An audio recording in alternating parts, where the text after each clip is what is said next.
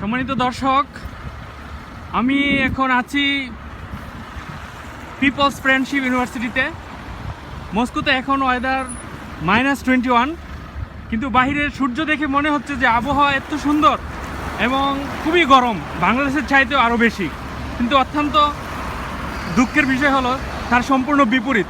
এখানে এত ঠান্ডা, যার কারণে মানুষ এত পরিমাণে শীতের কাপড় পরে রাস্তায় বাইর হয়, মানে মানুষ তার নিজেকেই চিনা যায় না, এরকম একটা অবস্থা।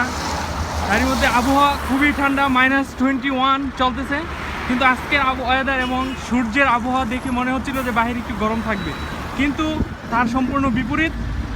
অত্যন্ত সুন্দর তুষার পড়তেছে, আমরা দেখতে পাচ্ছি বরফগুলা উড়ে উড়ে এসে আমাদের গায়ে তাদের স্পন্দন, তাদের স্পন্দন মিশিয়ে দিচ্ছে। মনে হচ্ছে যেন আমাদেরকে ফুল দিয়ে বরণ করতেছে, এরকম একটা দৃশ্য।